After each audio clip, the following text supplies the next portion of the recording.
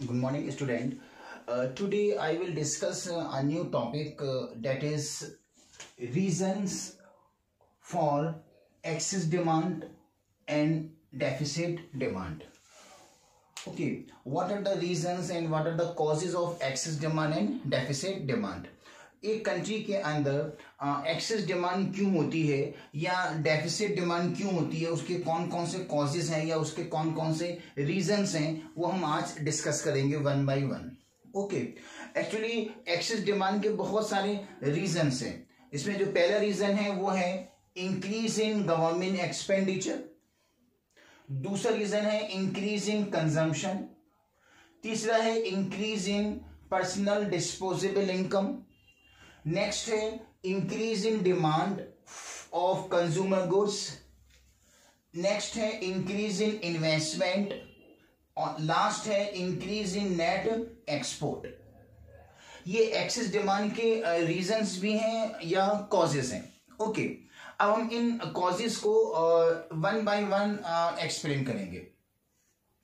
Actually अगर एक economy के अंदर एग्रीगेट सप्लाई 400 है और एग्रीगेट डिमांड जो हमने कैलकुलेट की इस फार्मूले से consumption plus government expenditure plus investment plus net export, तो consumption 100, government expenditure 100, investment 100, net export 100, तो एग्रीगेट डिमांड भी कितनी है इसमें 400 और एग्रीगेट सप्लाई भी कितनी है इसमें 400. तो एग्रीगेट डिमांड और एग्रीगेट सप्लाई दोनों इक्वल हैं. इसका मतलब कंट्री में फुल एम्प्लॉयमेंट है, कोई एक्सेस डिमांड नहीं है, कोई डेफिसिट डिमांड नहीं है. ओके, अब ये जो इस वक्त एग्रीगेट डिमांड एग्रीगेट सप्लाई दोनों इक्वल हैं, अब ये फुल एम्प्लॉयमेंट है. अब ये फुल एम्प्लॉयमेंट किस तरह से एक्सेस डिमांड में कन्वर्ट होगा और ये फुल एम्प्लॉयमेंट कैसे एक्सेस डिमांड होगी और वो कौन कौन से रीजन हैं जो फुल एम्प्लॉयमेंट को एक्सेस डिमांड में कन्वर्ट कर देंगे, वो रीजन हमें एक्सप्लेन करने. पहला रीजन है increase in government expenditure due to natural calamity और वार. एक्चुअली जो फर्स्ट रीजन है एक्सेस डिमांड का वो ये है कि कभी कभी गवर्नमेंट के एक्सपेंडिचर इंक्रीज हो जाते हैं. अब गवर्नमेंट के एक्सपेंडिचर कैसे इंक्रीज होंगे, उसके बहुत अगर एक कंट्री में नेचुरल कैलामिटी आ जाती है तो नेचुरल कैलामिटी की वजह से भी गवर्नमेंट के एक्सपेंस इंक्रीज हो जाते हैं. जैसे एक कंट्री में कोई अगर सुनामी आ जाता है या फिर अर्थक्वेक आ जाता है तो गवर्नमेंट का वेलफेयर एक्सपेंडिचर इंक्रीज हो जाता है. अगर एक कंट्री में सपोज सैलाब आ जाए या सुनामी आ जाए तो काफ़ी जो लोगों के घर हैं वो गिर जाते हैं, तो गवर्नमेंट दोबारा से उनके घर बना के देती है. डैम अगर गिर गया तो दोबारा डैम कंस्ट्रक्ट करवाएगी. तो घर बनाने में और डैम बनाने में गवर्नमेंट के काफ़ी पैसे खर्च होंगे. जिन लोगों की डेथ हो गई उनके रिलेटिव को भी पैसा देती है, उसमें भी गवर्नमेंट के एक्सपेंस इंक्रीज होते हैं. अगर एक कंट्री की दूसरी कंट्री से वार हो जाती है तो गवर्नमेंट वार गुड्स इंपोर्ट करती है और वार गुड्स इंपोर्ट करने में गवर्नमेंट के एक्सपेंस इंक्रीज होते हैं. इस तरह से गवर्नमेंट के एक्सपेंसेस नेचुरल कैलामिटी की वजह से और वार की वजह से इंक्रीज हो जाते हैं. अगर गवर्नमेंट के एक्सपेंडिचर पहले 100 करोड़ थे, अब सपोज गवर्नमेंट के एक्सपेंडिचर 100 करोड़ से 200 करोड़ हो गए, इंक्रीज हो गए. नेचुरल कैलामिटी की वजह से, वार की वजह से गवर्नमेंट की जो एक्सपेंडिचर हैं सपोज वो 100 करोड़ से 200 करोड़ हो गए, इंक्रीज हो गए. अब एग्रीगेट डिमांड भी इंक्रीज हो जाएगी क्योंकि एग्रीगेट डिमांड कैलकुलेट करने के लिए हम कंजम्पशन, गवर्नमेंट एक्सपेंडिचर, इन्वेस्टमेंट और नेट एक्सपोर्ट ये चारों को प्लस करते हैं. अब गवर्नमेंट एक्सपेंडिचर क्योंकि 100 से 200 हो गए तो अब एग्रीगेट डिमांड जो होगी 100 plus 200 plus 100 plus 100, it means aggregate demand कितनी हो जाएगी 500. अब एग्रीगेट डिमांड जो है वो 500 है और एग्रीगेट सप्लाई कितनी है इसमें 400. इट मींस एग्रीगेट डिमांड जो है वो ज्यादा हो गई तो ये कहलाएगी एक्सेस डिमांड. इस तरह से आपने देखा कि गवर्नमेंट के एक्सपेंडिचर इंक्रीज होने की वजह से एग्रीगेट डिमांड 400 से 500 हो गई. अब एग्रीगेट डिमांड एग्रीगेट सप्लाई से ज्यादा हो गई तो इसे कहेंगे एक्सेस डिमांड. ओके, तो इसको आप अगर लिखेंगे तो इस तरह से लिखेंगे कि the one and most important reason of excess demand is the increase in government expenditure. Due to natural calamity or war between two countries, the welfare expenditure of the government increases. as a result of this, aggregate demand will also increase, and this aggregate demand become more than aggregate supply. It is said to be excess demand. It is the first reason. Okay. Second reason,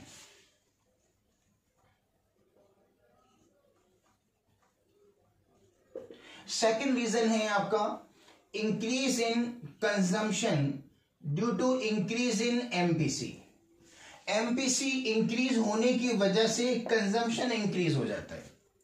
MPC क्या है? Marginal propensity to consume. Suppose किसी particular person की जो income है वो है 200 और या कोई और एमपीसी जो है वो है 0.5. ओके, अगर इनकम 200 है और एमपीसी 0.5 है तो 0.5 का मतलब ये हुआ कि एमपीसी कितना हुआ? हाफ, 1/2. एमपीसी हाफ है. इट मीन्स हम अपनी इनकम का आधा क्या करेंगे? कंज्यूम करेंगे. एमपीसी अगर 0.5 है इसका मतलब हम 50% कंज्यूम करेंगे. एमपीसी हाफ है, इसके मतलब ये हुआ कि हम अपनी इनकम का आधा जो है वो क्या करेंगे? कंज्यूम करेंगे. तो अगर हमारी इनकम सपोज 200 है और एमपीसी 0.5 है तो 200 का 50% यानी कि 100 हमारा क्या होगा? कंजम्पशन. ओके, तो 100 हमारा कंजम्पशन है, 100 government expenditure, 100 investment, 100 net export. Total कितना हुआ? 400 एग्रीगेट डिमांड, 400 एग्रीगेट सप्लाई. अब एग्रीगेट डिमांड भी 400, एग्रीगेट सप्लाई भी 400, दोनों इक्वल है, तो इसमें फुल एम्प्लॉयमेंट है एट प्रेजेंट. ठीक है.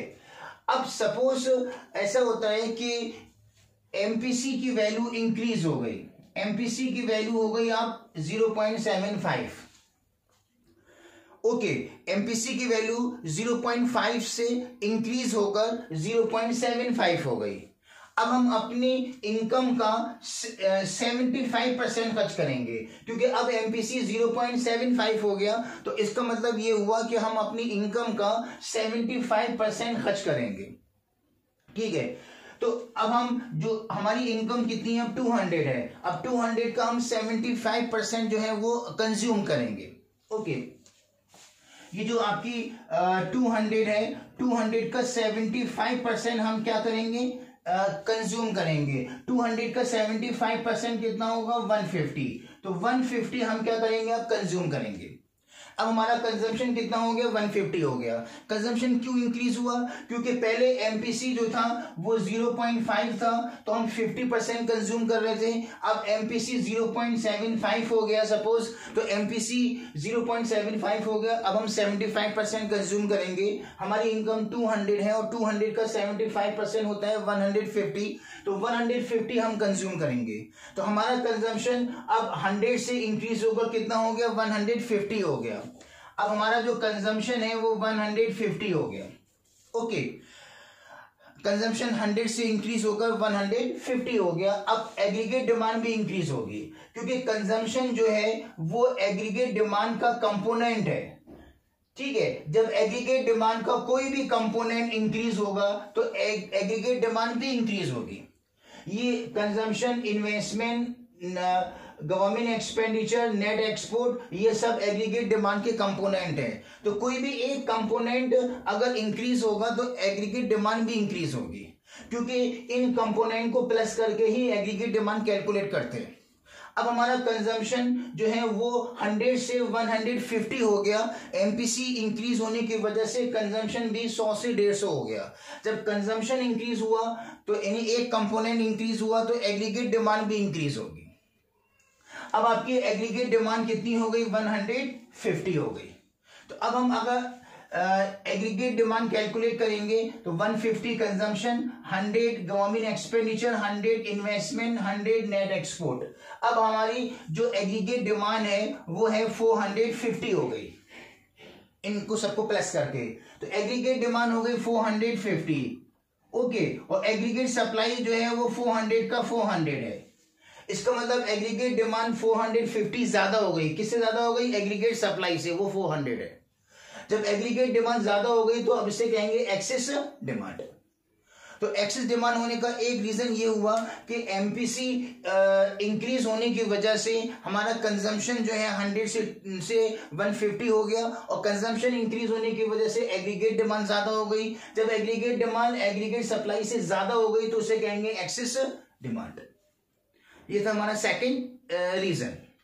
ओके, तो सेकंड जो है आप इंक्रीज इन कंजम्पशन, अब उसको आप जब लिखेंगे एग्जाम में तो इसको किस तरह से लिखेंगे कि इसमें कहेंगे आप कि consumption is one of the component of aggregate demand. When the consumption increases due to increase in value of MPC, then aggregate demand will also increase and aggregate demand becomes more than aggregate supply. It is said to be excess demand. In this way, excess demand may be occur in an economy due to increase in consumption. Okay, it is the second reason. Next जो reason है वो है increase in personal disposable income due to decrease in rate of income tax. Income tax का rate decrease होने की वजह से personal disposable income increase हो जाती है। ओके, अब ये भी एक रीजन है जिसकी वजह से एक्सेस डिमांड हो सकती है। इस पॉइंट को भी हम एक एग्जांपल के थ्रू एक्सप्लेन करेंगे।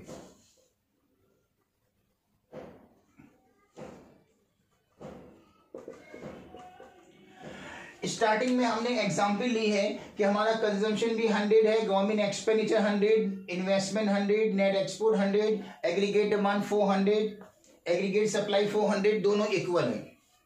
इट मींस फुल एम्प्लॉयमेंट है क्योंकि aggregate demand aggregate supply equal है, कोई एक्सेस डिमांड कोई डेफिसिट डिमांड नहीं है। अगर एक्सेस डिमांड होगी तो वो क्यों होगी एक्सेस डिमांड, उसका क्या रीजन होगा? उसका एक रीजन ये भी हो सकता है कि हमारी पर्सनल डिस्पोजेबल इनकम इंक्रीज हो जाए। अब पर्सनल डिस्पोजेबल इनकम कैसे इंक्रीज होगी? इनकम टैक्स का रेट डिक्रीज होने की वजह से। ओके, इसको हम एक एग्जांपल के थ्रू एक्सप्लेन कर रहे हैं। सपोज इनकम है 200 और जो इनकम टैक्स पे कर रहे हैं वो है 100।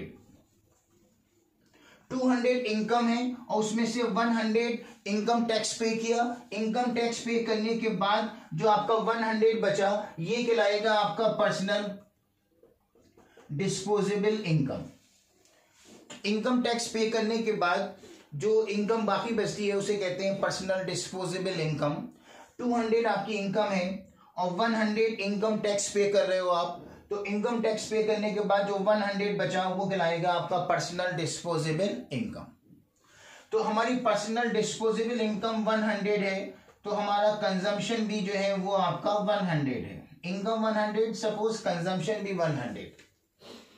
Consumption 100, government expenditure 100, investment 100, net export 100, aggregate demand 400, aggregate supply 400, full employment है, कोई एक्सेस डिमांड कोई डेफिसिट डिमांड एट प्रेजेंट नहीं है।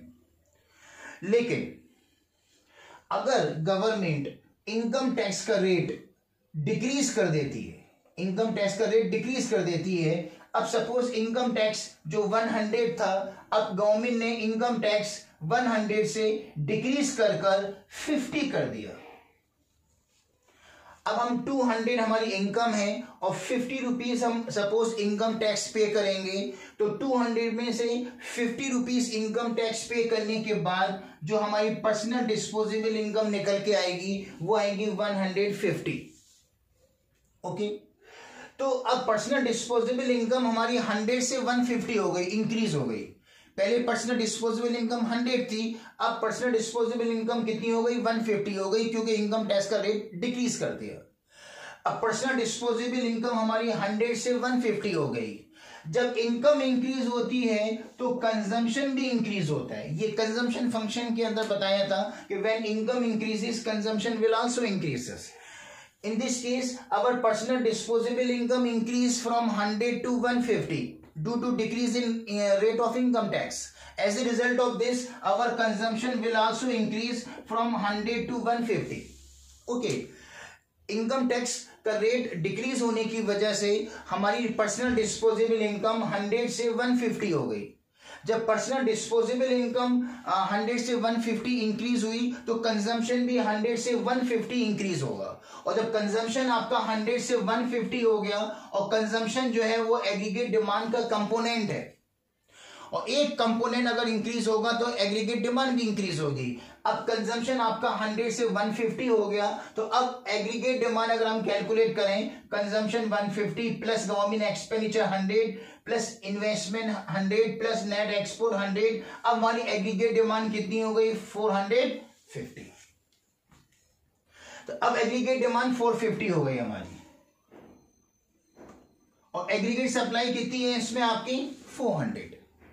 एग्रीगेट डिमांड 450 हो गई, यानी एग्रीगेट डिमांड एग्रीगेट सप्लाई से ज्यादा हो गई। जब एग्रीगेट डिमांड एग्रीगेट सप्लाई से ज्यादा हो गई तो उसे कहेंगे एक्सेस डिमांड।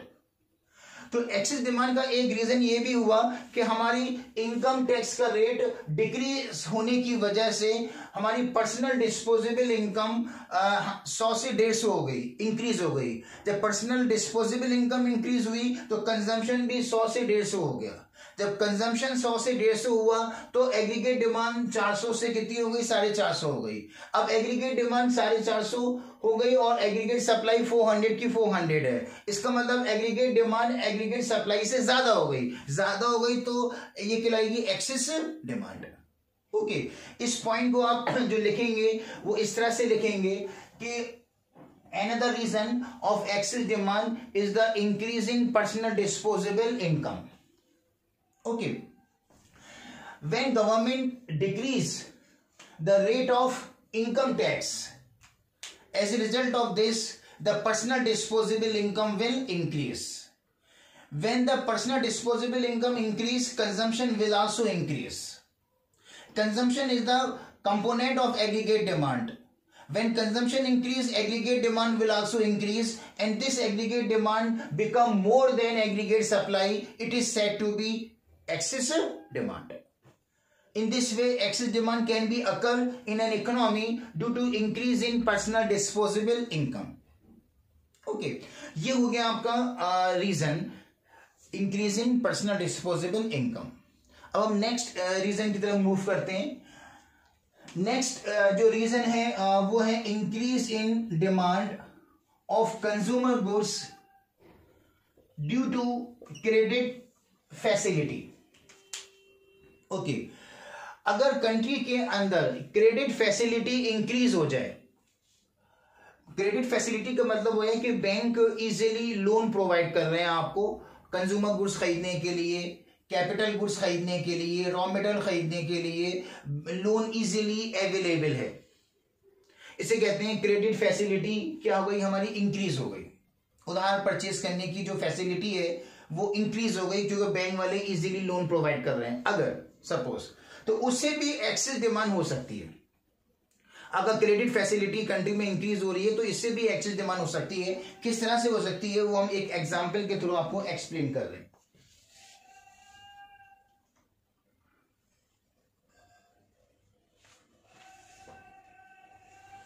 एग्जाम्पल कुछ इस तरह से है आपकी कि consumption 100, government expenditure 100, investment 100, net export 100, aggregate demand 400, aggregate supply 400, दोनों आपस में इक्वल है। फुल एम्प्लॉयमेंट है, कोई एक्सेस डिमांड कोई डेफिसिट डिमांड एट प्रेजेंट नहीं है। ठीक है, फुल एम्प्लॉयमेंट है कंट्री के अंदर। अगर बैंक वाले इजीली लोन प्रोवाइड कर रहे हैं और लोन पर रेट ऑफ इंटरेस्ट कम है और सिक्योरिटी की जो लोन लेने के से पहले कुछ सिक्योरिटी बैंक में जमा करना पड़ती है, अगर वो सिक्योरिटी की वैल्यू भी कम कर दी बैंक वालों ने, लोन पर रेट ऑफ इंटरेस्ट कम कर दिया, तो लोग जो है वो लोन ज्यादा लेंगे कंज्यूमर गुड्स खरीदने के लिए और फिर कैपिटल गुड्स खरीदने के लिए। कंज्यूमर गुड्स कौन खरीदेगा? हाउस होल्ड सेक्टर, जिससे कंजम्पशन इंक्रीज होगा। कैपिटल गुड्स यानी मशीन और टेक्नोलॉजी कौन परचेज करेगा? फर्म सेक्टर, जिससे इन्वेस्टमेंट आपका क्या होगा? वो इंक्रीज होगा। ओके, अगर कंट्री के अंदर क्रेडिट फैसिलिटी इंक्रीज हो गई यानी इजीली लोन अवेलेबल है, लो रेट ऑफ इंटरेस्ट पर लोन अवेलेबल है, रेट ऑफ इंटरेस्ट कम हो गया तो लोग तो बिजनेसमैन भी जो है वो ज़्यादा लोन लेंगे टेक्नोलॉजी और मशीन इंपोर्ट करने के लिए, या टेक्नोलॉजी और मशीन परचेस करने के लिए लोन ज़्यादा लेंगे। तो इससे जो है फर्म सेक्टर का इन्वेस्टमेंट इंक्रीज होगा। क्यों इंक्रीज होगा? क्योंकि फर्म सेक्टर जो है वो लोन लेकर मशीन और टेक्नोलॉजी खरीद रहा है, और मशीन और टेक्नोलॉजी जो खरीद रहा है फर्म सेक्टर वो इन्वेस्टमेंट कहलाता है। Investment is that expenditure which is occur on purchasing machine and technology और कैपिटल गुड्स। तो अगर रेट ऑफ इंटरेस्ट कम हो जाता है लोन पर, तो फर्म सेक्टर जो है वो लोन लेकर टेक्नोलॉजी और मशीन परचेस करेगा। इससे टेक्नोलॉजी मशीन इंक्रीज होगी, यानी कि इन्वेस्टमेंट इंक्रीज होगा। अब आपका इन्वेस्टमेंट सपोज 100 से 200 हो गया। इधर जो हाउस होल्ड सेक्टर है, जो हम लोग आते हैं, हम लोग भी ये सोचेंगे कि अगर रेट ऑफ इंटरेस्ट जो है वो 10% से 5% हो गया लोन पर, तो हम लोग भी एसी परचेस करने के लिए लोन ज़्यादा लेंगे, कार परचेस करने के लिए, बाइक परचेस करने के लिए, मोबाइल परचेस करने के लिए लोन ज़्यादा लेंगे, और लोन लेकर हम कार और बाइक और स्कूटी और एसी परचेस करेंगे। तो जिससे कंजम्पशन हमारा क्या होगा, वो इंक्रीज होगा। सपोज हमारा कंजम्पशन भी 100 से 150 हो गया। अब एक साथ दो कंपोनेंट इंक्रीज हुए, कंजम्पशन और इन्वेस्टमेंट दोनों इंक्रीज हो गए, तो एग्रीगेट डिमांड भी इंक्रीज होगी। क्योंकि एग्रीगेट डिमांड निकालने के लिए कंजम्पशन और इन्वेस्टमेंट और गवर्नमेंट एक्सपेंस और नेट एक्सपोर्ट को प्लस करते हैं। जब कंजम्पशन इंक्रीज हो गया, इन्वेस्टमेंट इंक्रीज हो गया, तो एग्रीगेट डिमांड भी 100% इंक्रीज होगी। अब एग्रीगेट डिमांड अगर हम कैलकुलेट करें तो 150 प्लस 100 प्लस 200 प्लस 100, ठीक है। तो अब ये हो जाएगा आपका 400 और 550। अब एग्रीगेट डिमांड हो गई 550, लेकिन एग्रीगेट सप्लाई 400 की 400 है। एग्रीगेट डिमांड जो है वो आपकी 550 हो गई, लेकिन aggregate supply as it is 400 है। तो एग्रीगेट डिमांड ज्यादा हो गई, तो इसे कहेंगे हम एक्सेस डिमांड। तो एक्सेस डिमांड जो हुई है उसका मेन रीजन क्या है कि बैंक ने क्रेडिट फैसिलिटी बढ़ा दी है। बैंक वाले इजीली लोन प्रोवाइड कर रहे हैं लो रेट ऑफ इंटरेस्ट पर, और फर्म सेक्टर लोन लेकर मशीन और टेक्नोलॉजी खरीद रहा है, जिससे इन्वेस्टमेंट इंक्रीज हुआ। हाउस होल्ड सेक्टर लोन लेकर जो है वो कंज्यूमर गुड्स परचेस कर रहा है, जैसे एसी, मोबाइल, बाइक, जिससे कंजम्पशन इंक्रीज हुआ। तो कंजम्पशन इंक्रीज होने की वजह से, इन्वेस्टमेंट इंक्रीज होने की वजह से एग्रीगेट डिमांड इंक्रीज हो गई। जब एग्रीगेट डिमांड जो है वो एग्रीगेट सप्लाई से ज्यादा हो गई, तो इसे कहेंगे एक्सेस डिमांड। ये एक रीजन हुआ इसका।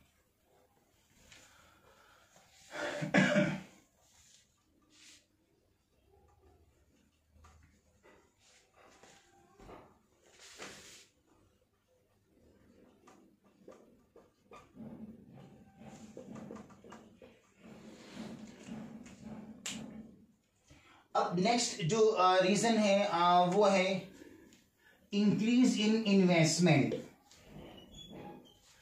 Due to increase in marginal efficiency of investment. Marginal efficiency of investment increase होने की वजह से इन्वेस्टमेंट इंक्रीज हो गया। अब क्वेश्चन ये आता है कि मार्जिनल इफिशिएंसी ऑफ इन्वेस्टमेंट किसे कहते हैं। ओके, पहले हम इसको डिफाइन करते हैं, उसके बाद इस पॉइंट को एक्सप्लेन करेंगे।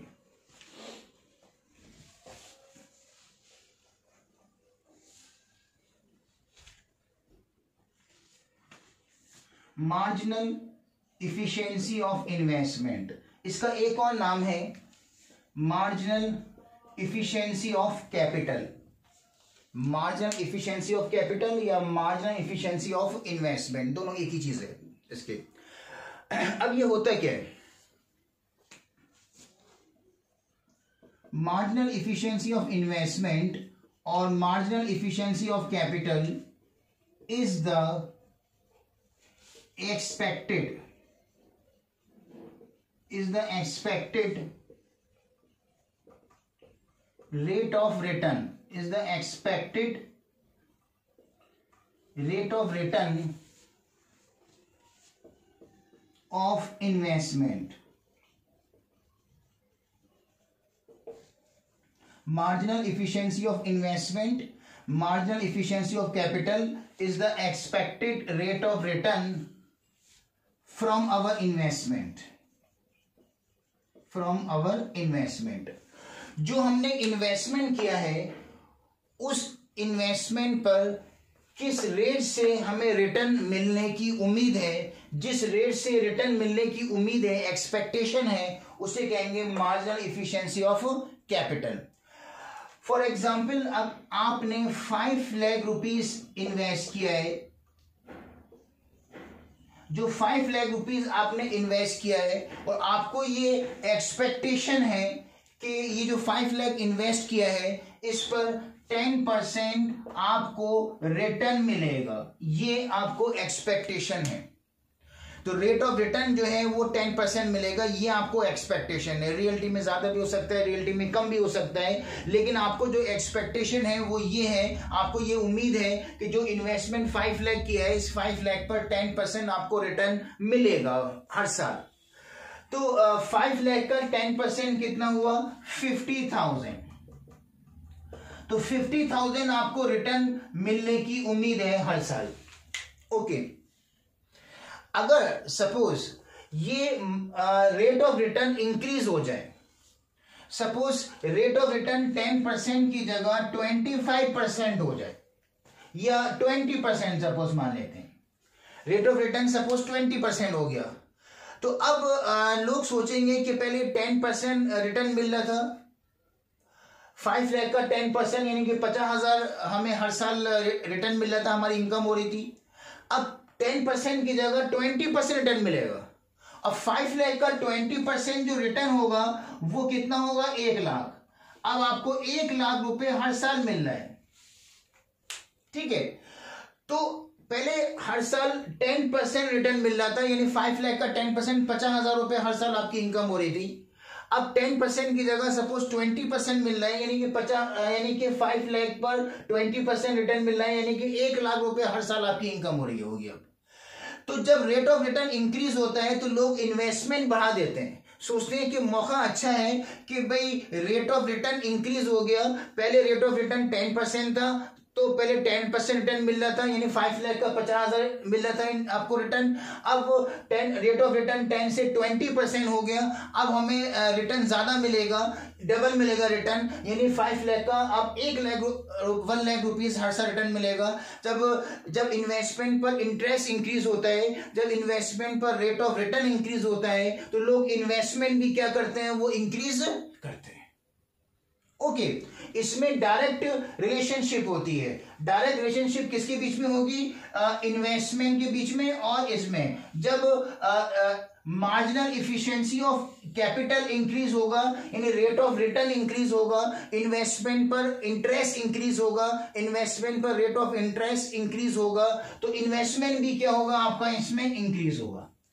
पहले आपको सपोज 10% रिटर्न मिल रहा था, ठीक है, इन्वेस्टमेंट पर, तो आप इन्वेस्टमेंट कर रहे थे 100। अब रेट ऑफ रिटर्न जो है वो 10% से 20% हो गया। अब रेट ऑफ रिटर्न आपको डबल मिल रहा है, सपोज इन्वेस्टमेंट पर इंटरेस्ट भी ज्यादा मिल रहा है, तो अब 100% आप इन्वेस्टमेंट इंक्रीज करेंगे, क्योंकि रिटर्न ज्यादा मिल रहा है, इंटरेस्ट ज्यादा मिल रहा है, इनकम ज्यादा होगी आपकी पर ईयर, इसलिए आप इन्वेस्टमेंट बढ़ा सकते हैं। अब इन्वेस्टमेंट सपोज 100 से कितना कर दिया? 200 कर दिया। जब इन्वेस्टमेंट इंक्रीज हो गया तो एग्रीगेट डिमांड भी जो है वो 400 से 500 हो गई, क्योंकि इन्वेस्टमेंट एग्रीगेट डिमांड का कंपोनेंट है। मैंने बताया था कोई भी एक कंपोनेंट इंक्रीज होगा तो एग्रीगेट डिमांड भी इंक्रीज होगी। जब इन्वेस्टमेंट 100 से 200 हो गया तो एग्रीगेट डिमांड भी 400 से 500 हो जाएगी। अब एग्रीगेट डिमांड आपकी 500 हो गई और एग्रीगेट सप्लाई 400 की 400 है। एग्रीगेट डिमांड एग्रीगेट सप्लाई से ज्यादा हो गई। जब एग्रीगेट डिमांड ज्यादा हो गई तो वो कहलाएगी एक्सेस डिमांड। तो इस केस में एग्रीगेट डिमांड इंक्रीज क्यों हुई? इन्वेस्टमेंट पर रेट ऑफ रिटर्न इंक्रीज होने की वजह से, यानी marginal efficiency of capital increase होने की वजह से, marginal efficiency of investment increase होने की वजह से, इन्वेस्टमेंट पर रेट ऑफ रिटर्न इंक्रीज होने की वजह से, इन्वेस्टमेंट पर रेट ऑफ इंटरेस्ट इंक्रीज होने की वजह से इन्वेस्टमेंट फर्म सेक्टर के अंदर इंक्रीज हुआ। और जब इन्वेस्टमेंट इंक्रीज होगा तो एग्रीगेट डिमांड भी इंक्रीज होगी। क्यों? और जब अब एग्रीगेट डिमांड एग्रीगेट सप्लाई से ज्यादा हो गई तो उसे कहेंगे एक्सेस डिमांड। तो इसको आप इस तरह से लिखेंगे कि when marginal efficiency of capital increases, or when rate of interest on investment increases, then investment will also increase in a country. When investment increase, aggregate demand will also increase. In this way, aggregate demand become more than aggregate supply. It is said to be excess demand. Okay. Example देने की आपको जरूरत नहीं है इसमें, वो तो आपको समझाने के लिए हम एग्जाम्पल दे रहे हैं आपको 10%, 5% और 5 lakh investment.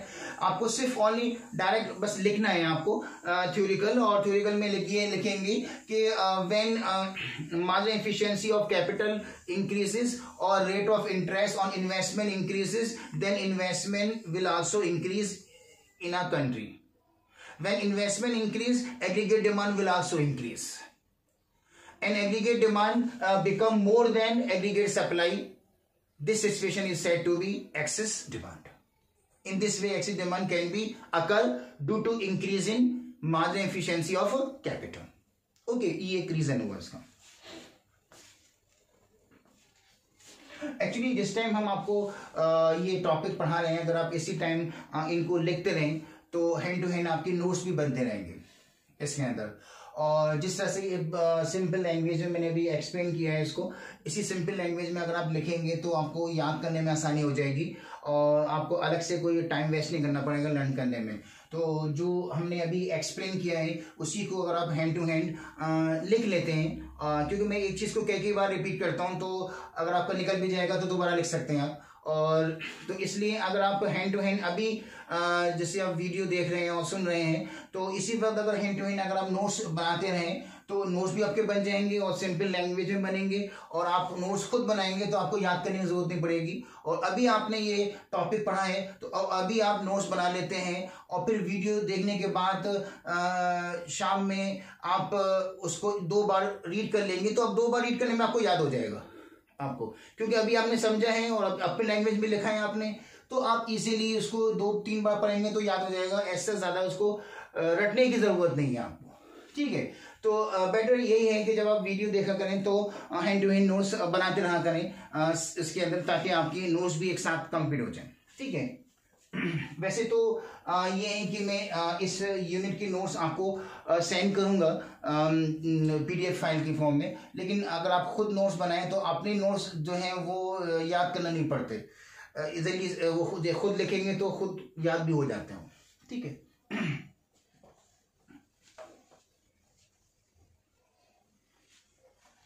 Last reason,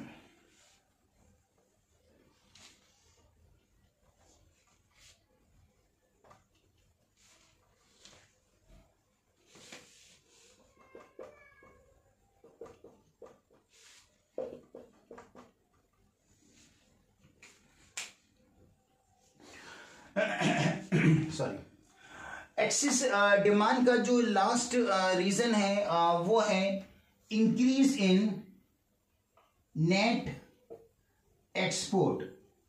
increase in net export, ये भी एक रीजन है. एक्चुअली नेट एक्सपोर्ट इंक्रीज होने की वजह से भी एग्रीगेट डिमांड इंक्रीज हो सकती है. अब सवाल ये पैदा होता है कि नेट एक्सपोर्ट कैसे इंक्रीज होगा. नेट एक्सपोर्ट इंक्रीज होने के 2 कॉजेज हैं. पहला, नेट एक्सपोर्ट कैलकुलेट करने का फॉर्मूला बहुत सिंपल सा है, आप जानते हैं एक्सपोर्ट माइनस इंपोर्ट. अगर हम एक्सपोर्ट में से इंपोर्ट माइनस करेंगे तो आपका क्या आएगा इसके अंदर, नेट एक्सपोर्ट. क्लियर. सपोज हमारा जो एक्सपोर्ट है वो है 200 और जो हमारा इंपोर्ट है वो है 100. एक्सपोर्ट में से इंपोर्ट माइनस किया तो हमारा जो नेट एक्सपोर्ट आया 200 माइनस 100 कितना आया, 100. 100 हमारा नेट एक्सपोर्ट आ गया. 100 नेट एक्सपोर्ट है, और net export 100, investment 100, government expenditure 100, consumption 100, aggregate demand 400. Aggregate demand 400 है, एग्रीगेट सप्लाई 400 है, दोनों इक्वल है. इट मीन्स फुल एम्प्लॉयमेंट है, क्योंकि aggregate demand aggregate supply equal है. अब क्या होता है कि सपोज अगर हमारा जो एक्सपोर्ट है अगर वो इंक्रीज हो जाता है, गवर्नमेंट एक्सपोर्ट पर सब्सिडी दे रही है, गवर्नमेंट ने एक्सपोर्ट ड्यूटी कम कर दी, जो एक्सपोर्ट पर टैक्स होता है, तो गवर्नमेंट ने एक्सपोर्ट ड्यूटी कम कर दी, गवर्नमेंट ने एक्सपोर्ट पर सब्सिडी देना शुरू कर दी, इससे हमारा एक्सपोर्ट इंक्रीज हो सकता है। अब हमारा एक्सपोर्ट सपोज 200 से 300 हो गया। जब हमारा एक्सपोर्ट इंक्रीज हुआ 300, सपोज इंपोर्ट 100 का 100 है, लेकिन एक्सपोर्ट हमारा 200 से 300 हो गया। अब हम नेट एक्सपोर्ट फाइंड करने के लिए एक्सपोर्ट में से इंपोर्ट को माइनस करेंगे। एक्सपोर्ट हमारा 300 है और इंपोर्ट हमारा कितना है 100, तो 300 माइनस 100, अब हमारा जो नेट एक्सपोर्ट आया वो कितना आया 200 आया। नेट एक्सपोर्ट हमारा हो गया इसमें 200। अब हम एग्रीगेट डिमांड अगर कैलकुलेट करेंगे तो 100 consumption, 100 government expenditure, 100 investment, 100 net export. अब हमारा एग्रीगेट डिमांड कितनी हो गई 500। अब एग्रीगेट डिमांड 500 है, लेकिन एग्रीगेट सप्लाई 400 की 400 है, यानी एग्रीगेट डिमांड एग्रीगेट सप्लाई से ज्यादा हो गई। जब एग्रीगेट डिमांड ज्यादा हो गई तो उसे कहेंगे एक्सेस डिमांड। क्लियर? तो एक्सेस डिमांड का एक रीजन ये भी हो सकता है कि एक्सपोर्ट इंक्रीज होने की वजह से नेट एक्सपोर्ट इंक्रीज हुआ, और नेट एक्सपोर्ट इंक्रीज होने की वजह से एग्रीगेट डिमांड भी जो है वो इंक्रीज हो गई। अब एग्रीगेट डिमांड एग्रीगेट सप्लाई से ज्यादा हो गई तो उसे कहेंगे एक्सेस डिमांड। क्लियर? एक और नेट एक्सपोर्ट इंक्रीज होने का एक और रीजन है। सपोज हमारा एक्सपोर्ट 200 है, इंपोर्ट 100, एक्सपोर्ट में से इंपोर्ट माइनस किया, नेट एक्सपोर्ट आ गया और net export 100, net export 100, aggregate demand 400, aggregate supply 400, दोनों बराबर, एग्रीगेट डिमांड एग्रीगेट सप्लाई दोनों बराबर है, फुल एम्प्लॉयमेंट है, कोई एक्सेस डिमांड डेफिसिट डिमांड नहीं है। अब ये एक्सेस डिमांड कैसे होगी? सपोज हमारा इंपोर्ट 100 से डिक्रीज होकर 50 हो गया। अगर गवर्नमेंट इंपोर्ट पर टैक्स बढ़ा देती है, इंपोर्ट ड्यूटी बढ़ा देती है, नया टैक्स लगा दिया, टैरिफ लगा दिया इंपोर्ट पर, इंपोर्ट ड्यूटी बढ़ा दी, ओके, कोटा लगा दिया। Quota is the quantitative restriction which is imposed by the government on the import. Import पर जो क्वांटिटेटिव रेस्ट्रिक्शन गवर्नमेंट लगाती है उसे कोटा कहते हैं। तो अगर गवर्नमेंट ने इंपोर्ट पर कोटा लगा दिया कि इससे ज्यादा आप इंपोर्ट नहीं करेंगे तो हमारा इंपोर्ट डिक्रीज हो सकता है। अगर गवर्नमेंट इंपोर्ट पर इंपोर्ट ड्यूटी इंक्रीज कर दे, अगर गवर्नमेंट जो है वो इंपोर्ट पर नया टैक्स लगा दे, टैरिफ लगा दे, तो इससे हमारा इंपोर्ट डिक्रीज होगा। जब हमारा इंपोर्ट 100 से 50 हो जाए, इंपोर्ट डिक्रीज हो गया, 100 से 50 हो गया, एक्सपोर्ट 200 का 200 है, लेकिन इंपोर्ट हमारा 100 से 50 हो गया, तो अब नेट एक्सपोर्ट अगर हम कैलकुलेट करेंगे तो वो कितना आएगा? एक्सपोर्ट 200 माइनस इंपोर्ट 50, तो अब हमारा नेट एक्सपोर्ट कितना आ गया? 200 माइनस 50 यानी कि 150। अब नेट एक्सपोर्ट हमारा 150 हो गया, नेट एक्सपोर्ट हमारा 100 से 150 हो गया, यानी कि इंक्रीज हो गया। नेट एक्सपोर्ट इंक्रीज क्यों हुआ? इंपोर्ट के डिक्रीज होने पर, इंपोर्ट के डिक्रीज होने पर नेट एक्सपोर्ट इंक्रीज हो गया। जब इंपोर्ट पहले 100 था, जब इंपोर्ट 100 था तो नेट एक्सपोर्ट पहले कितना था? 100। जब इंपोर्ट 100 से 50 हो गया, डिक्रीज हो गया, तो इंपोर्ट के डिक्रीज होने पर नेट एक्सपोर्ट हमारा जो है वो 100 से 150 इंक्रीज हो गया। जब नेट एक्सपोर्ट 100 से 150 इंक्रीज हो गया, अब हमारा नेट एक्सपोर्ट 100 से 150 हो गया। नेट एक्सपोर्ट इंक्रीज होने की वजह से एग्रीगेट डिमांड भी 400 से 450 हो गई, यानी एग्रीगेट डिमांड 400 से 450 हो गई, यानी एग्रीगेट डिमांड जो है वो एग्रीगेट सप्लाई से ज्यादा हो गई। एग्रीगेट सप्लाई 400 की 400 है, लेकिन एग्रीगेट डिमांड 400 से 450 हो गई, ज्यादा हो गई। एग्रीगेट डिमांड ज्यादा हो गई तो अब इसे कहेंगे एक्सेस डिमांड। ओके, तो नेट एक्सपोर्ट इंक्रीज होने के दो रीजन हुए। एक्सपोर्ट इंक्रीज होने की वजह से नेट एक्सपोर्ट इंक्रीज हो गया, या इंपोर्ट डिक्रीज होने की वजह से नेट एक्सपोर्ट इंक्रीज हो गया। और नेट एक्सपोर्ट इंक्रीज होने से एग्रीगेट डिमांड एग्रीगेट सप्लाई से ज्यादा हो गई तो एक्सेस डिमांड। ओके, एक रीजन इसका ये भी है। तो इस पॉइंट को आप जो लिखेंगे वो इस तरह से लिखेंगे इंक्रीज इन नेट एक्सपोर्ट को कि when net export increases due to increase in export और due to decrease in import, then aggregate demand will also increase and aggregate demand become more than aggregate supply. It is said to be excess demand. Export increase होने की वजह से या import decrease होने की वजह से नेट एक्सपोर्ट इंक्रीज हुआ और नेट एक्सपोर्ट इंक्रीज होने की वजह से एग्रीगेट डिमांड इंक्रीज हुई। अब एग्रीगेट डिमांड एग्रीगेट सप्लाई से ज्यादा हो गई तो इस सिचुएशन को कहेंगे excess demand. Clear?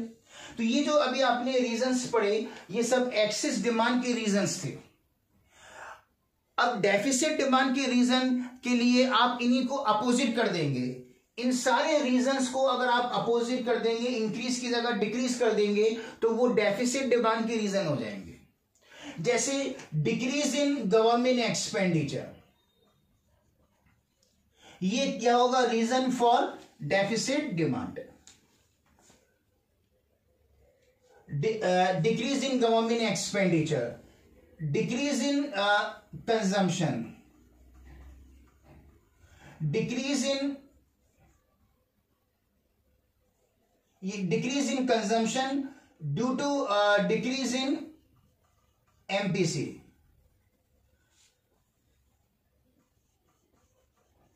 decrease in personal disposable income due to increase in income tax, decrease in personal disposable income due to increase in rate of income tax. Okay, next reason होगा decrease in demand of consumer goods due to lack of credit facility, due to lack of credit facility, lack of credit facility, decrease in demand of consumer goods due to lack of decrease in credit facility. Next reason होगा decrease in investment, decrease in investment due to decrease in marginal efficiency of investment. Next होगा decrease in net export. तो ये जब सबको हमने decrease कर दिया, सारे रीजंस को हम डिक्रीज कर रहे हैं तो वो डेफिसिट डिमांड का रीजन हो जाएगा। इसी तरह से आप लिख सकते हो इसको। ठीक है, ओके, थैंक यू।